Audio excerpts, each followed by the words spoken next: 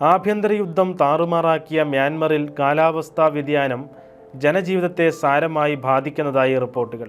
Record ചൂടുള്ള കാലാവസ്ഥ നിലനിൽക്കുന്നതിനാൽ മ്യാൻമറിൽ ദിനംപ്രതി 40-ലധികം ആളുകൾ മരണപ്പെടുന്നതായി മാധ്യമങ്ങൾ റിപ്പോർട്ട് ചെയ്തു. ഏപ്രിൽ മാസത്തിൽ മാത്രം 1500 മരണങ്ങളാണ് ഇത്തരത്തിൽ റിപ്പോർട്ട് ചെയ്തിരിക്കുന്നത്. മെയ് മാസത്തിൽ ചൂട് വർദ്ധിക്കുമെന്ന മുന്നറിയിപ്പ് നിലനിൽക്കുന്നതിനാൽ ഏറെ ആശങ്കയിലാണ് പ്രദേശത്തെ ജനസമൂഹം. ആഭ്യന്തര യുദ്ധത്തെ തുടർന്ന് നിരവധി ആളുകൾ വീടുകളിൽ നിന്ന് പലായനം ചെയ്തിട്ടുണ്ട്. അവർക്ക് മതിയായ താമസ സൗകര്യങ്ങളില്ലാത്തതും മരണസംഖ്യ വർദ്ധിപ്പിക്കുന്നു. വനത്തിലും മറ്റും അഭയം പ്രാപിച്ചിരിക്കുന്നവർക്കും ആവശ്യത്തിന് ജലമില്ലാത്ത അവസ്ഥയാണുള്ളത്.